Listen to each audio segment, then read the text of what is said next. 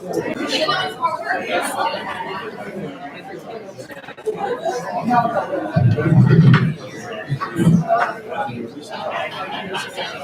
morning, everyone.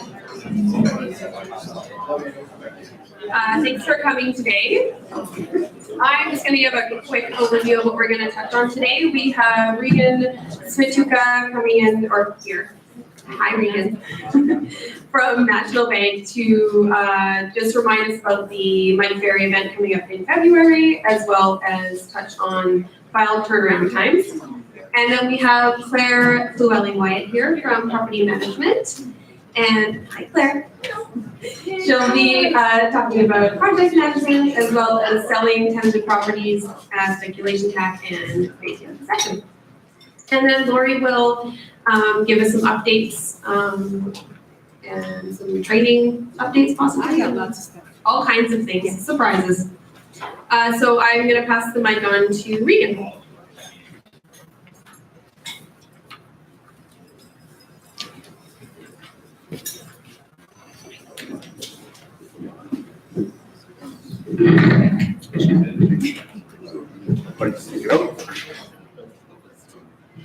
Good morning, everyone. It's really loud. So how's everyone doing? Starting to see the market pick up a little bit. I just wonder, any question what's going on in the market? I know there's always lots of rumblings going on with the media and whatnot. Any questions? Come on, someone's got to have some questions. What's going on? Kevin? Sure, what's going on? Well, not much. I mean,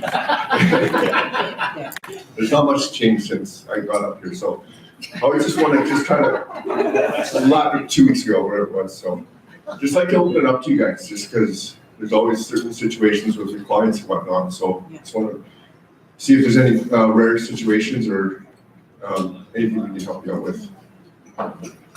Nothing for me today. Bob, nothing. Okay. You tell us. All right. Yeah. No, I just thought I'd ask because sometimes people don't want to reach out. What's happening in Durham? We're starting to see some activity. So December was really slow. I think it's time of year, just everything. Beginning of January, similar, but the last 2 weeks have definitely picked up. We're definitely starting to see some activity. I think maybe partly to do with this weather. Rates have dropped, so that's always pushes people in the right direction. But we're definitely starting to see a lot of activity. Refinances are still quite active. People, generally when rates are trending upwards, that's generally when people look to take care of their own scenario, whether it's debt consolidation or renovations, anything to do with why you want to refinance. So just what I had for you guys today, just a reminder, the Mike Ferry event is February 11th. We're actually sold out. There's about 15 people from Pemberton. You know, it's always a little bit of a challenge being in Vancouver. But we're able to get 15 people, which is fully sponsored by National Bank. I'm just bringing this up because there's always last minute cancellations. So if anyone's interested, please let me know and I'll do my best to get you in there. So that's 2 weeks from today, was 2 weeks from yesterday actually. So just keep me posted on that. I wanted to talk to you guys about a turnaround time. So generally it takes about 5 to 7 business days to complete a file. Last week I had a situation, client was, the only way they could get approved was through a private lender. I knew a brother came on to co-sign, but the broker wasn't able to, as far as what they were told, they weren't able to complete the file. So I knew the brother, played hockey with him, and he gave me a call and asked if I could pick it up. It was Wednesday for a Friday closing, so that was pretty tight. Now, given I was good friends with his brother, everything worked in our favor, but just to let you know, in certain circumstances, we can get things done really quickly. The biggest situation that made this work was the clients were completely and really organized. So they had all their income confirmation and down payment confirmation, everything was prepped and organized. So I was able to get everything into the system in front of an underwriter almost immediately. It was through CMHC, so there's no appraisal, and we were able to get final approval and get everything to the lawyers by Friday. So In the perfect scenario, we get things done right away. So that just goes back to, how I want to work with my clients and getting in front of them as quickly as possible to make sure they are organized. Because when you guys are putting an offer together, if we're chasing down documentation through their accountant or wherever their tax documents are, or trying to get a job letter from their employer, sometimes it takes time. So we want to get in front of those guys as soon as possible, okay? Another scenario came across about 2 weeks ago. I had a new immigrant file. We're actually able to get it done through just standard income confirmation because they're both working.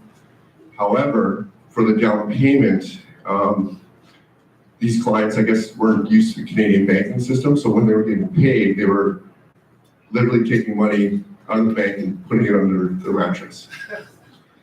So when it came time to verifying their down payment, obviously a lot of red flags. These people were complete.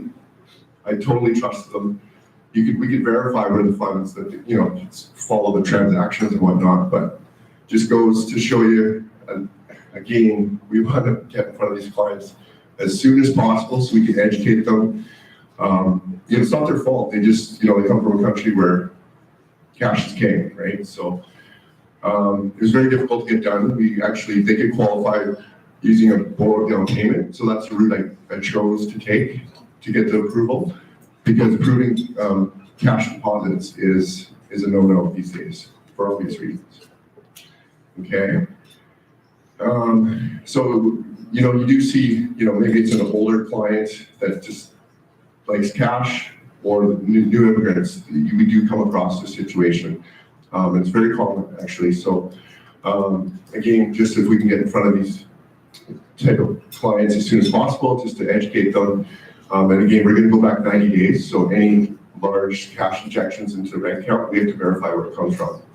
And under their mattress isn't really is something we don't want to go down that road. Lastly, rates have come down. Bond yields, which are tied to fixed rates, have come down mainly because of where oil is right now. I still think there's some more room for rates to come down even further. I think banks are still holding on to, last year with lower margins, lower volumes. So they're keeping rates. They're not going down as quickly as they go up. But we're heading into the spring market here, so I think we're going to see some competitive offerings through rates and different lenders, both on the fixed and variable. Variable rates have actually come up because of the new outlook on the Canadian economy. But I think we'll see some rate wars coming up because banks can be very competitive because, again, last year volumes were down. Okay, so I expect to see that. Kevin? Got a question for you about HELOCs. Sure. Have the mortgage qualification rules changed in the past little while regarding HELOCs, and how does that affect people when they're trying to refinance or when they're trying to get a new mortgage and they have an existing HELOC? Good question. I knew you had something in you today, Kevin. Yeah, so a lot of the rumblings, if there's going to be some new rules, it's going to be accessing equity at your home, and especially with HELOCs. The government's really worried about the amount of HELOCs that have been opened up over the last 5-10 years. So right now on a refinance, a lot of lenders, not all banks, it's a suggestion, not a requirement by the new OFC rules, that if someone's refinancing and they have a balance on their HELOC, we have to actually, National Bank is not there yet. There's some of the major lenders, major banks, I think Royal and TD, they have to qualify them what their limit is. So if they've got a balance of 60,000, normally we would just use for debt servicing what the balance is on the 60K. But the new rules are suggesting that we qualify them on the limit, so what they're able to borrow over time. So if there's any balance, then you max out the account, and if there's zero balance on it, then you don't. Sorry, so we use the limit and not the balance. So if they have a credit limit on their HELOC of 100K, but even though it's not being used, we would use the full 100K for qualifying. Does that make sense? Yeah, sure. So again, this is a suggestion, it's not a full requirement, but some of the lenders are using that method for qualifying right now. So it makes it a little very difficult to qualify if someone has a HELOC and they're looking to purchase something else or they're doing a refinance. Yeah, thanks, gotcha. And so my next thing was, they were talking about stress testing private lenders as well as the big ones for first-time home buyers. And apparently that's off the table again now. But do you hear of any other strides that might be making? Well, it came out late last week that Bank of Canada, OSFI was gonna potentially go into the private sector. I was excited to hear this. I mean, it's about time. I think the private lending is just Wild West. I just, you know, if rates go to where they say they're gonna go, people are gonna be in a lot of trouble going down the private lending route. I think the rules that have been put in place, you can't take home ownership away from people. People want to buy, and if they're not going to qualify, they're going to go whatever avenue they can to qualify a lot of times.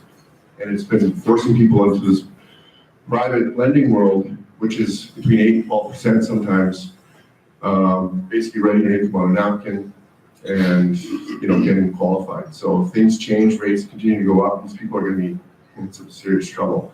So there was talk that the government was going to come in and start to regulate these private mortgages, but they came out yesterday and said they're not going to.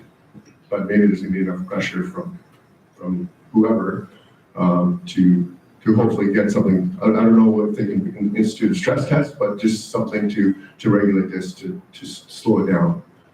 To go to your other point about first-time home buyers, it's an election year, federal election year. So I anticipate that we're going to get some aggressive rule changes, maybe flipping the allowing more leniency for first-time home buyers. I think it's a big question, housing coming into this federal election. So hopefully we'll see the door opening a little bit because we've been hit hard over the last couple of years. And I think first-time home buyers that are well qualified have just been pushed out of the market. And that's also hurt the rental market, right? So hopefully there's going to be something done on that avenue. Thanks. Okay. Anything else, guys? Okay, thanks, I appreciate your time.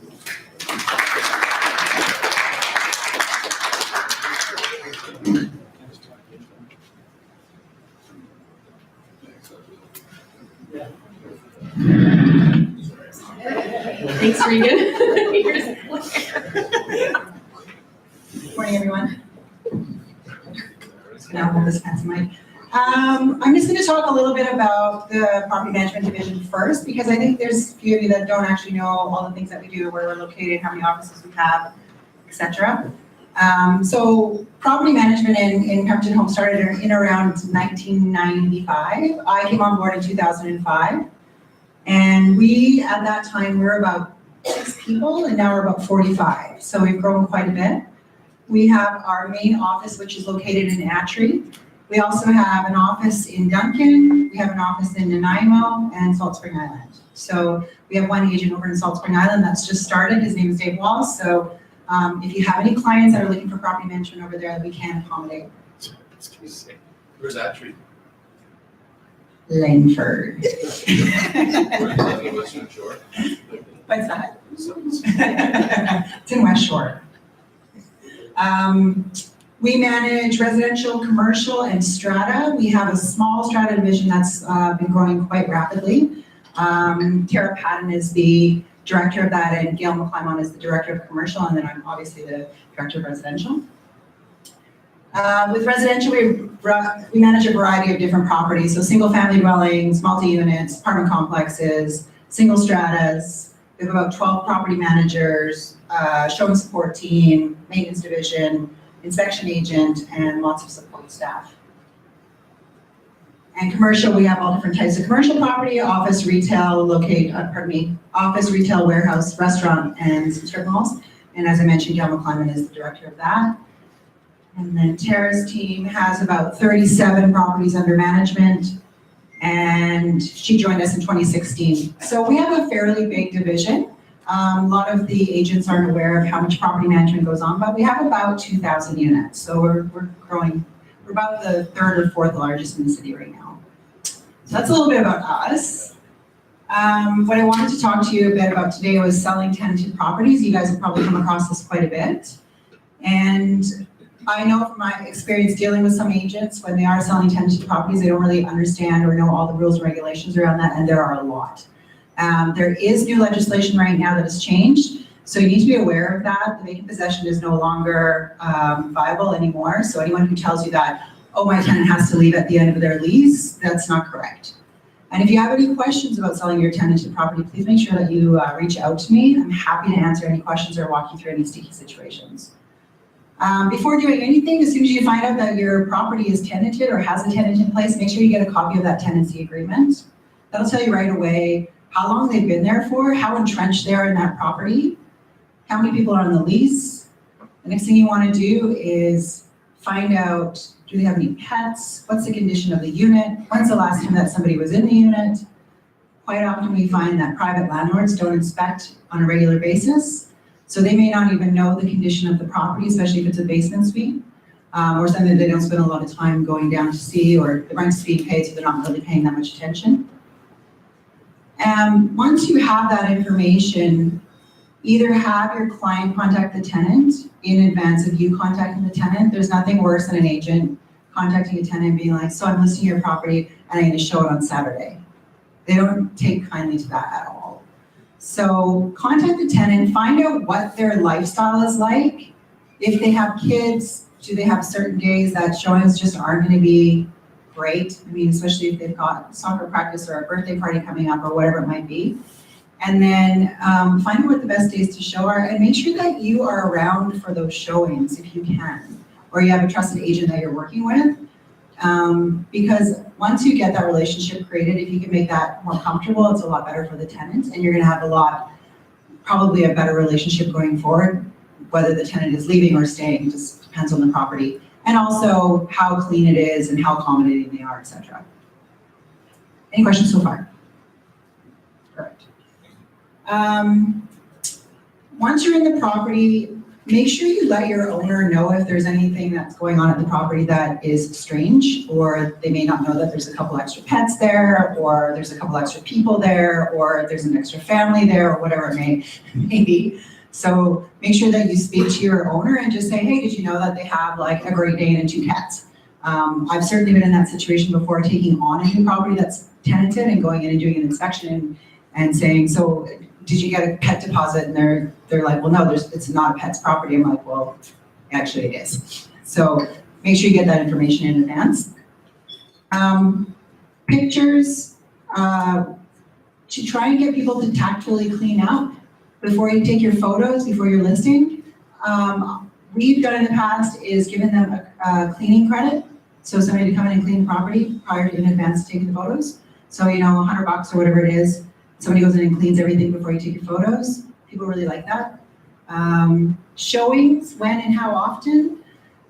So when you're showing the property, verbal agreement from the tenant will do in order to get into the property, but it's not your best practice. Your best practice is to have a showing schedule that lays out the showings in advance so that everybody's on the same page. And if for any reason that those showings that you've set up are not going to be taken advantage of, contact the tenant and let them know. So I know we agreed Wednesday 2 to 4, but there's no showing set up for Wednesday, so they can get on with their lives. If you have a basement suite in a property that you're selling, and the basement suite's tenanted and the property upstairs is vacant, or the homeowners are in it, don't show the suite unless you have somebody who's very interested in making an offer. Don't disturb the tenant, or as little as possible, unless you have somebody who said, I really like this house, I've seen the picture of the suite, I know what it's renting for, but I'd like to get down there and see what the property looks like. But if you do that, if you wait to do that, you'll have a better chance of getting in and the property being in good shape when you actually have somebody to write that offer.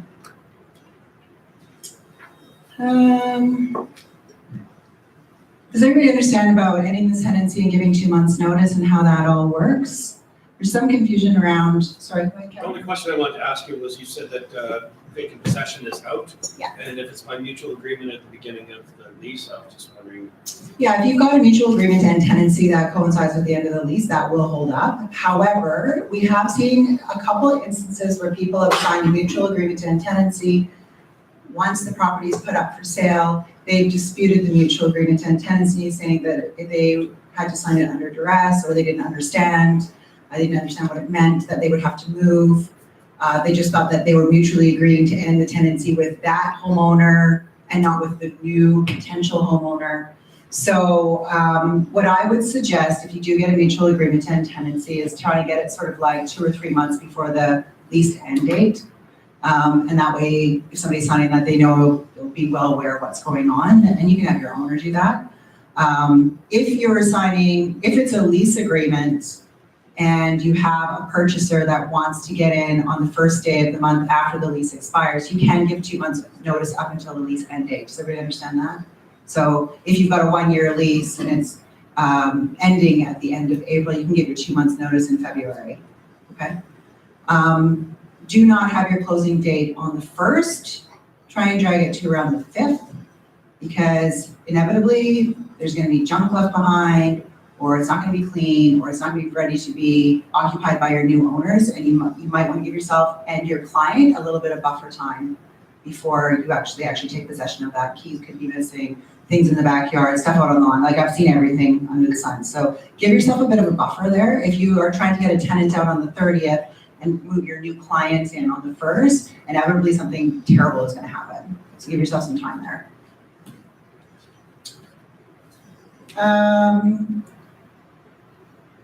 In arbitration, the arbitration world generally, except for the instance that I just described to you, the mutual agreement to end tenancy really is your golden ticket, so to speak. So once you have that signed by all parties, then you should be fine. I talked about closing dates, and then foreclosures. The only thing that we've seen with foreclosures is generally the banks have the last say, and it basically supersedes the Residential Tenancy Act, and they can give notice to the tenant themselves to have them out, regardless of whether or not on the lease. There has been some changes around that, so make sure you're talking to, if you're selling a foreclosed property with a tenant in it, make sure you're talking to the bank to see what their plans are, and if the tenant's been told that the property's being foreclosed on, quite often the tenant is the last person to know. Any questions? Yes? On a renovation, for a renovation, where's the sort of the borderline of what a tenant can't live through? You can only kick them out if they can't live through the renovation, like you're just putting carpets down, it's not good enough, that kind of thing? That's correct. So far what we've seen, the arbitrators figure that people can live through is change of carpet. We did a bathroom renovation where there was a secondary bathroom in the property. And so they had another bathroom that they could use. That was not acceptable. We've done kitchen countertops and cabinets. Tenant could live through that. It generally, I think rule of thumb is you need to have a building permit in order to consider a renovation. You really need to be, it needs to be a demo or hazmat or something. The only thing that right now that is playing in your favor is asbestos, because as soon as that becomes known in the property and you're doing a renovation, you generally have to get the tenant out for health and safety reasons.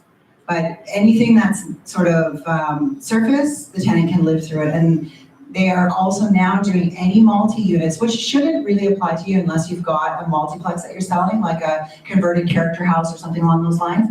But if there's a multi-unit, the tenant, anything over 5 units has first right of refusal to come back into the unit after the renovation is done. So you need to be conscious of that as well. Yes? Is that at your rent or the previous rent? No, you can put it at market rent. Yeah, you can go to market rent on that one. But it's something to be very aware of, that if you have a tenant that you're renovating out of there because they're just a complete asshole, they actually have first right of refusal to come back into the unit at an increased value. So you just need to be aware of those situations.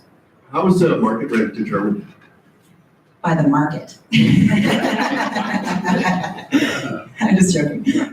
Generally what it is comparables. We do the same thing that you guys do. We do a CMA based on whatever rentals are out there, sort of a blanket coverage of what we're seeing in West Shore based on the amount of rentals that we have. One of the things that clients often do, and they especially like to tell their real estate agents, or the real estate agents sometimes like to tell their clients, is, oh, you could absolutely get $3,200 for this property because they've looked on Craigslist or they heard through the grapevine that somebody else is getting the same rent. That is not a good way to conduct business. If you want to know what something's going to rent for, call the property management division. We'll give you the straight goods on that. Quite often, people will, they'll inflate what they're getting in rent. And if they're looking on Craigslist and using those comparables, they won't look to see how long that property's been listed for. So it could be, anything that says available now tells me it's been up there for a while. So anything that's sort of available in the future, like say something's ready for February 1st and it's in and around that $2,500, $2,600 for a single family home, is probably gonna rent. The rents are not as high as they used to be. We don't have a housing issue when it comes to rental. We have an affordable housing issue. So anything between that $800 to $1,200 goes like that. But anything higher than that, we're still seeing it take, the usual 30 to 45 days to rent, depending on the property. So they're not lining up. There's not bidding wars. It's been very exaggerated in the media, in my opinion. Anyone else? Okay, so one of the things that we are doing right now, I'm gonna finish up here quickly. I just wanted to let you know that we are doing a bit of a project management division out of the property management division. And probably you've come across it before, where you want to sell a property but it has a bunch of little things wrong with it. Nothing major and nothing worth bringing somebody, like a general contractor in to deal with, but something that needs to be looked at. So we can help you out with that if you need that.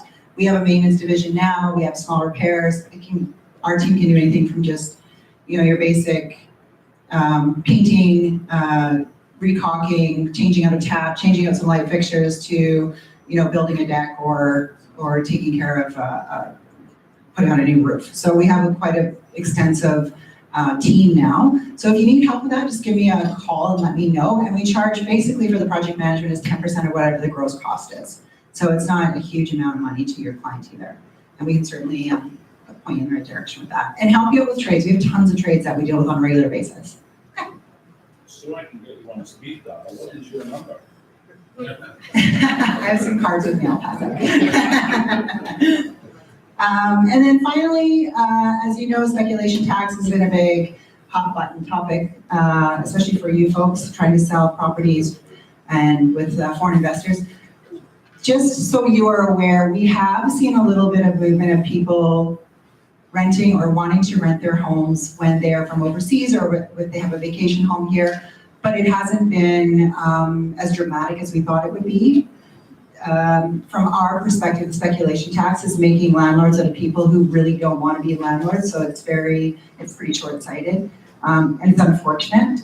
We have not been challenged on any of our foreign investors yet, and we haven't been asked to fill out any paperwork to prove that they are renting their properties. And I will certainly advise you guys if that happens. But so far, we haven't seen a massive amount of people banging down the door to rent their homes. And then the areas are changing all the time. So I will send you the link to that, but there's an actual map that shows you exactly where they're speculating as well. So you guys can have that information and let your clients know. I just had someone ask me the other day, if I buy a cottage on Jonathan Lake, is that going to be considered part of the speculation? It's not. So if you have any questions about that, please let me know. I have lots and lots of information on that.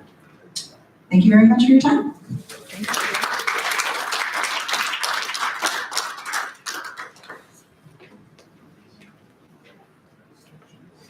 Thank you.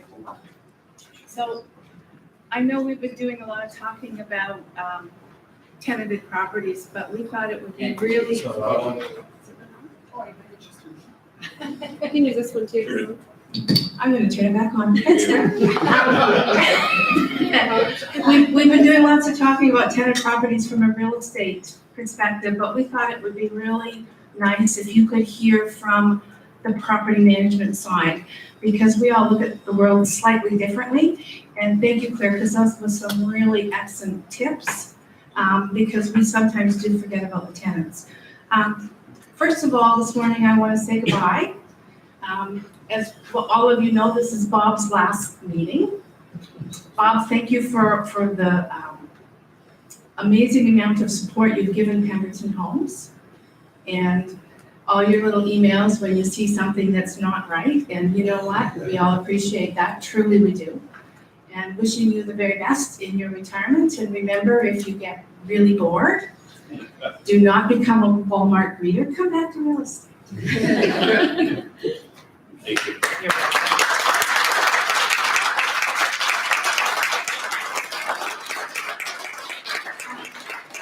Training update. So next Monday, there is no leads class. Our hotel by the hour is not available next Monday morning. We will start again on February the 11th with Strata Part 1, and February 18th is Strata Part 2. We will start our next boot camp on February the 25th, 11:30 to 1 o'clock at the hotel. Sacha will be sending out an announcement shortly and a request if you want to sign up. We have always in the past done boot camp strictly for brand new realtors. It's really basic. It's straight back to boot camp, back to calisthenics. But we've discovered over the last few months that some of the realtors who've been around for a while are getting a little bored with themselves and have joined the boot camp and have done two things. First of all, it's maybe got them going again, but they're also adding some incredible value to the brand new realtors because they share their experience. So when we announce boot camp this time, we're going to open it up to everybody again. More than welcome. The only thing I will say to you is if you commit to coming, I need as best as possible that you make all of the 8 weeks.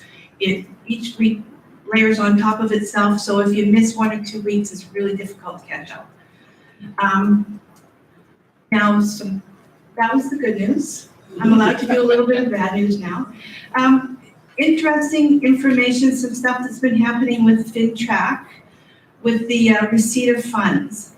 Now I'm starting to understand why FinTrack is requiring the banking information from bank drafts, because what I'm discovering is a lot of times that down payment deposit, the deposit part of the down payment is often not coming from the buyer's account.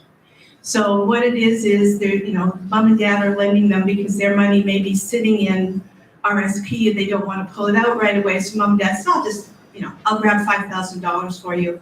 You can pay me back when you get the money out of your RSP. It's not a problem. The problem is if that money is not coming directly from the client's bank account, we need to have that information on the receipt of funds, and we actually need to FinTrack whoever has provided the money. So it's the money trail. It's pretty straightforward. We now have to ask if the money coming from your bank account. You remember this about the deposits?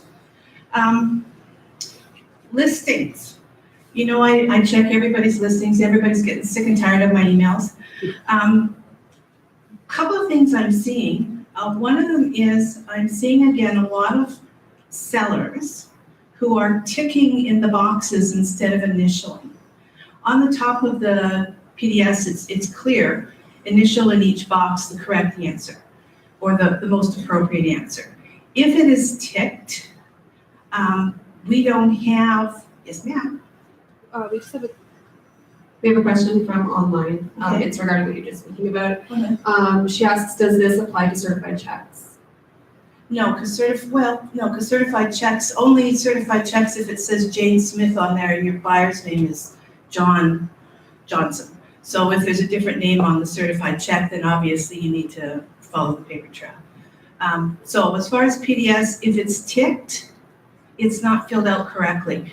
And the problem is again, if we ever have a problem down the road, our seller can just say ever so sweetly, oh, I got Bob to fill that out for me and then I just initialed on the bottom. There's no proof that our sellers actually filled out the form. If they start ticking away at it, and lots of them do, they can just initial next to the ticks. If you are representing a buyer and you receive one that has been ticked off, isn't that a nice way to put it? Ticked off? You can do exactly the same thing. You can request during the offer process to have the PDS verified by having the seller initial next to those ticks all the way through. It's just a way to protect both sides and basically to protect yourself from those phone calls from counsel, okay? Schedule A, you know it can't be blank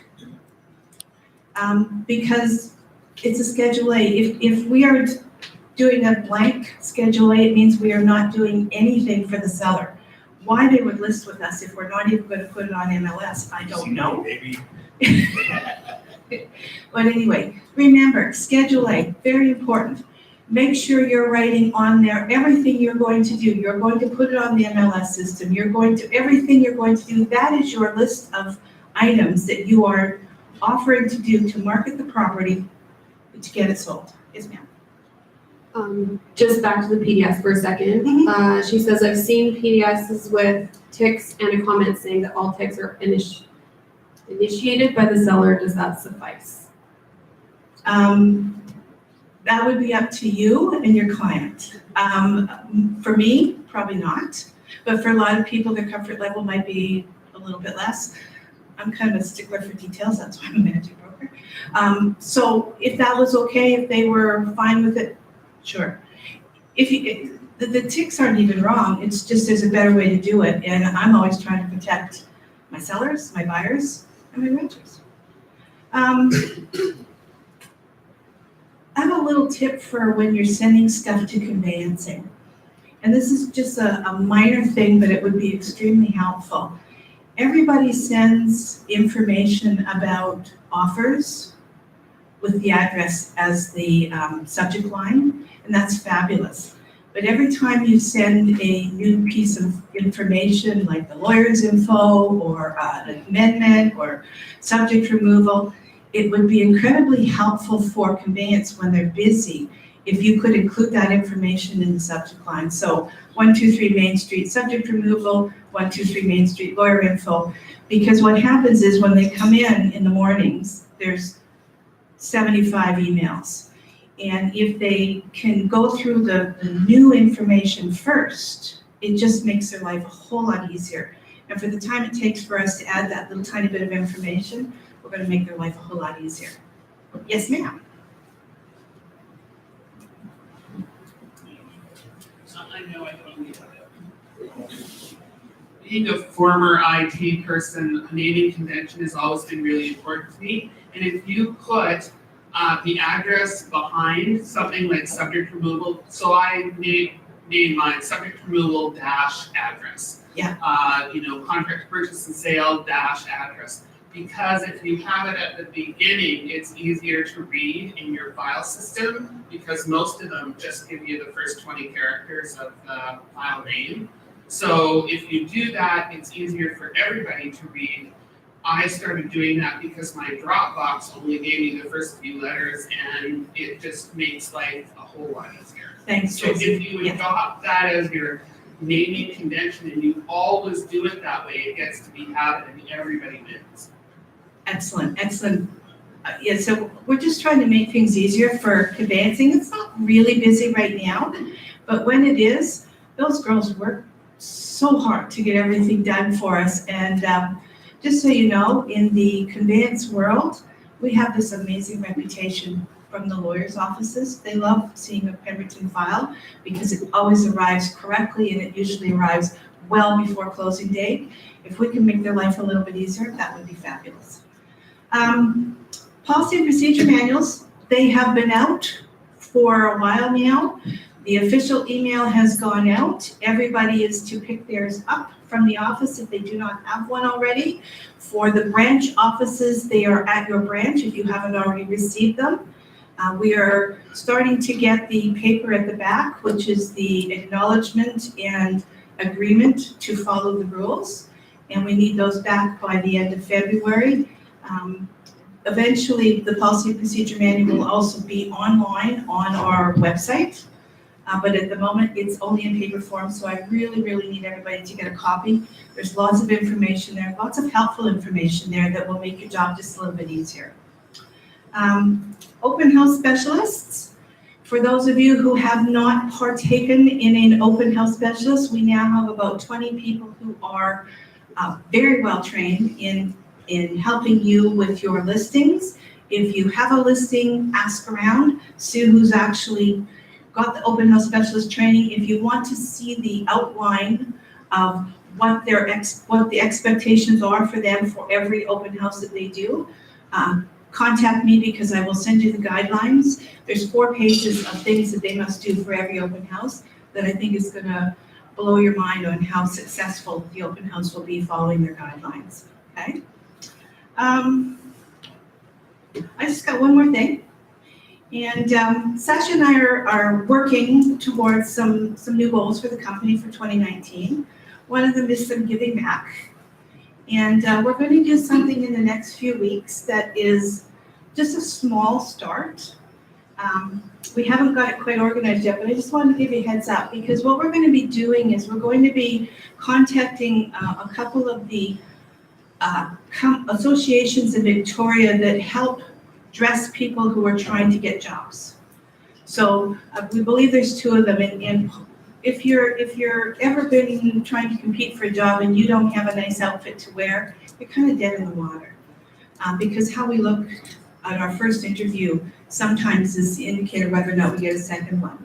So sometime in the next couple of weeks, we're going to have a drive for new, gently used, business appropriate, interview appropriate clothing. Every one of us has bought those really interesting business things that we thought we were going to love, and then it looked different when we got home and looked in the mirror. I want you to start putting those aside in a pile because in the next couple of weeks we're going to have a call and say, bring everything you've got into the office. We're going to split it between the 2 associations, and it's going to be quick and easy, and our first little adventure into seeing what we can do to help things be a little bit better in Victoria. Okay? Now I'm turning over to Sacha for wants and needs.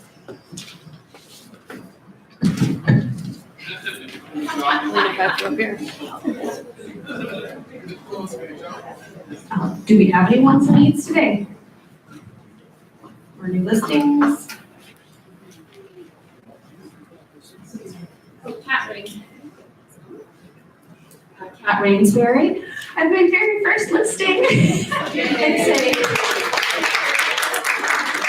It's a townhouse on Goldstream Ave, 2-bedroom, 2-bath. It is ready for your decorating ideas. It needs work, but it shows great and great location. And yeah, 340. That's impressive. That's the way. Not yet.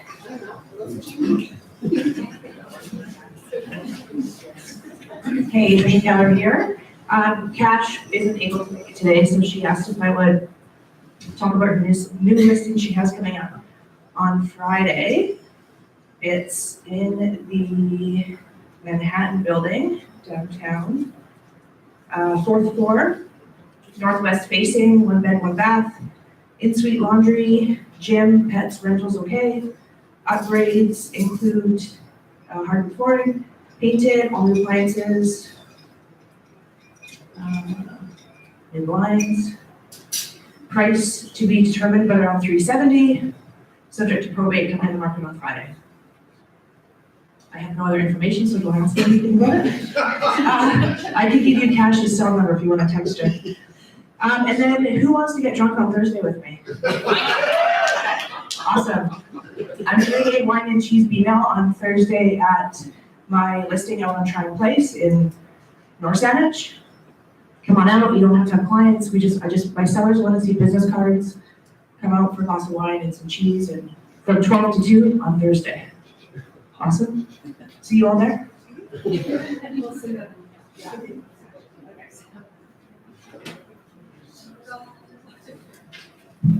we have any more?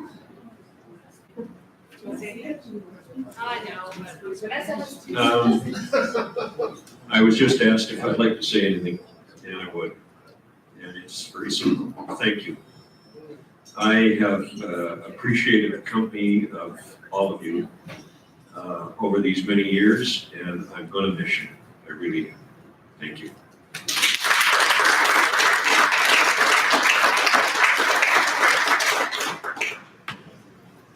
Thank you, Bob. Okay, if there's nothing else, I just wanted to say one thing on behalf of me and Lori and our adventures with live streaming this forum every week. And is that we both, I think, really appreciate having the feedback from everybody. About 90% of it has been super positive, which is awesome, but it allows us to make it a little bit better every single time. So I just want to say thank you, and we hope to see you all next week.